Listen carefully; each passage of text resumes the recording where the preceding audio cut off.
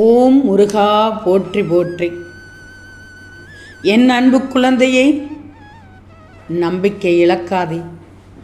எல்லாம் நல்லதாகவே அமையும். தொடர்ந்து உனக்கு தோல்விகளா? தொடர்ந்து உனக்கு இழப்புகளை தான் சந்தித்து கொண்டு வருகிறாயா? இதனால் உன் குடும்பத்தில் நிம்மதியில்லாமல் இருக்கிறது. நீயும் இதனால் துவண்டு போய் எதையும் சாதிக்க முடியாமல் இருக்கிறாய். இப்போது உன் மனதில் எழுவது, ஏன் இந்த நரக வாழ்க்கை? எதற்காக இந்த நரக வாழ்க்கை என்ற எண்ணத்திலிருந்து முதலில் வெளியே வா. நான் சொல்வதை கொஞ்சம் கேள். வாழ்க்கை என்றாலே அனைத்தும் இருக்கத்தானே செய்யும்.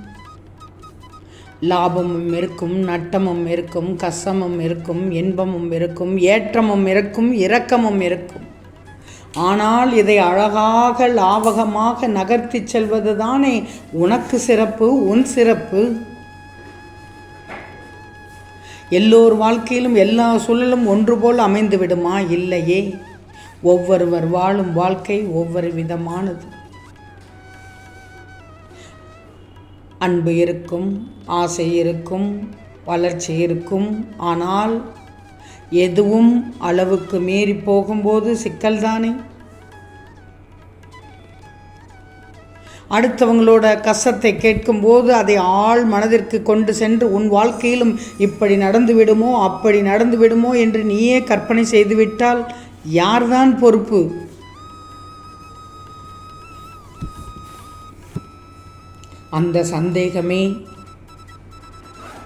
அந்த சந்தேகமே உண்மையாக உன்னை சுற்றி உள்ளவர்களிடமிருந்து உன்னை பிரித்து வைத்துவிடும். இதை எப்படி சொல்வது என்ற எண்ணம் எல்லாம் வேண்டாம். மனதில் உள்ள குப்பைகளை உனது நம்பிக்கைக்கு உரியவங்களோடு சொல்லியது. மனதை ஒருநிலைப்படுத்தி எதிர்மறை எண்ணமெல்லாம் போயிடணும்னு நீயே மனதார நினைச்சுக்கோ. எதையும் புரிந்து ஏற்றுக்கொண்டால் உனக்கு அழுகை வராது. எதையும் புரிஞ்சுக்கோ, அழுகை வரக்கூடாது. உனக்கு தன்னம்பிக்கை வேண்டும். சிரித்த முகத்தோடு இரு. எதையும் செய்ய வேண்டும், செய்து முடிக்க முடியும் என்ற நம்பிக்கையோடு இரு. உன்னால் முடியும், உன்னால் முடியும், உன்னால் மட்டும் முடியும். உனக்கு தெரிந்த வேலையை பார், அதில் ஆர்வத்தோடு செய். உன் பிள்ளைகளும் உன்னை பார்த்து கற்றுக்கொள்வார்கள். அவர்களின் மனதில் இனம் புரியாத ஒரு வேகத்தை ஏற்படுத்த வேண்டும். நல்ல எண்ணத்தை உருவாக்க வேண்டும். ஒரு செயலை செய்யும்போது அவர்களும் எந்த அளவிற்கு அதிவேகமாக தீவிரமாக ஈடுபடுகிறார்களோ அதற்கான நிகழ்வு உடனடியாகவே கிடைத்துவிடும். உன் குடும்பமானது உனக்கு வாச மலர்களின் தோட்டம்தானே. அதில் உள்ள உன் உறவுகள் அனைத்தும் பாச மனங்களுடைய அன்பு கூட்டம் தானே. உன் குடும்பத்தோடு ஆழமரமாக பறந்து அன்பில் ஆகாயமாக விரிந்து இருப்பாய். இருக்கணும்.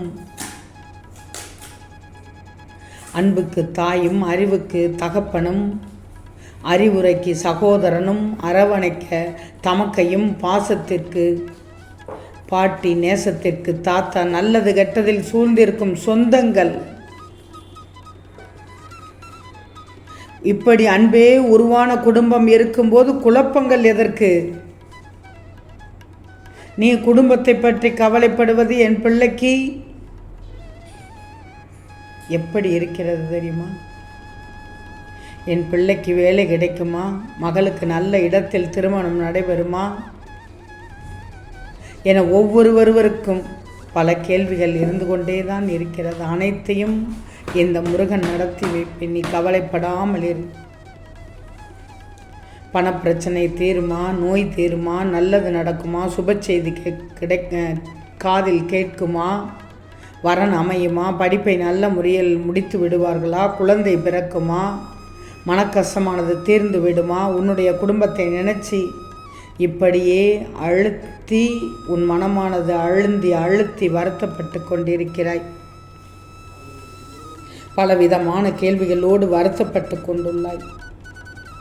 எப்போ உன் குடும்பத்துக்காக என்னிடம் மனம் உருங்கி பிரார்த்தனை பண்ணாயோ அப்போதே உன் குடும்பத்திற்கு செய்து தர துவங்கிவிட்டேன். என் அருள் பார்வை, கருணை பார்வை அக்கணமே உன் மீது வந்துவிட்டது. திருச்செந்தூரின் முருகனின் பார்வை மிக சக்தியான பார்வை உனக்கு கிடைத்துள்ளது. எல்லாமே அதிசயப்படும் போது உன் எதிர்பார்ப்புக்கும் மேலே நல்லது நடத்தி காண்பிக்கப் போகிறேன். தங்கமே, நன்மையோ தீமையோ ஒரு மனிதன் அவர்கள் செய்யும் செயல்களுக்கு உண்டான பலனை இன்று இல்லாவிட்டாலும் வாழ்நாளில் எப்பாவது ஒரு நாள் நிச்சயம் அனுபவித்துத்தானே ஆக வேண்டும். உன்னை புரிஞ்சுக்கிடாதவங்க தான் உன் குறைகளை சொல்லி சிரித்து கொண்டே இருப்பார்கள். உன்னை நன்றாக புரிந்து கொண்டவர்கள் எப்போதும் உன் குறைகளை பார்க்காமல் உன்கிட்ட இருக்கிற நல்லதையும் நிறைகளையும் சொல்லித்தான் ரசிப்பார்கள். உன்னை வருத்தப்பட வைக்கிறதுக்கு ஒரு தகுதி வேணும். அதனால்தான் உன்னை யாராவது வருத்தப்பட வச்சாங்கன்னா அதை பற்றி நீ கவலைப்படாது. எது வந்தாலும் என் மீது பாரத்தை போட்டுவிட்டு என் முருகன் இருக்க என்ன பயம்னு அப்படின்னு சொல்லி நீ மற்றவங்க கிட்ட பெருமையாக சொல்லு. இந்த கவலைகளுக்கெல்லாம் ஒரு முடிவு இல்லையான்னு வருத்தப்படாது. உன் மனசை வலிமையாக்குறதே உனக்கு வலியை தந்து சோதனையை தரும். என்னையே நம்பி இருக்கும் நீ எல்லா சோதனைகளையும் கடந்து நிச்சயம் வெற்றி பெறுவாய். நீ எதை நினைத்து இதை கேட்கிறாயோ அது நிச்சயம் உன் பிரார்த்தனையில் நிறைவேறிவிடும். 1/5/25 நடந்துவிடும். உனக்கானது நடந்துவிடும். அதனால் தான் கூறுகிறேன், உன் பிரார்த்தனை நிறைவேறிவிட்டது என்று. சந்தோஷம்தானே? உனக்கே தெரியும், பல பேர் வாழ்க்கையை வாழ்வதற்கு தைரியமாக இல்லாமல் இன்று பல கஷ்டங்களை அனுபவித்து வருகிறார்கள். ஆனால் நீயோ அனைத்தையும் கடந்து இந்த முருகனே கதி என்று என்னை நம்பி என்னிடத்தில் பொறுப்புகளை ஒப்படைத்துவிட்டு சதா சர்வ காலமும் என்னை விடாமல் வேண்டிக் கொண்டிருக்கிறாய். உன்னை வழி நடத்தும் முருகன் நான் தான். என் செல்வமே, நீ ஒன்று கேள்விப்பட்டுள்ளாயா?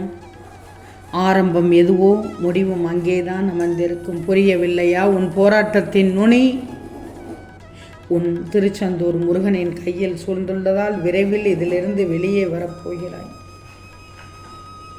ஏற்ற காலத்தில் எல்லாம் சுலபமாக சுபமாக முடியப் போகிறது. அதோடு உன் பிரார்த்தனை நிறைவேறி உனக்கானது அத்தனையும் நடக்கப் போகிறது.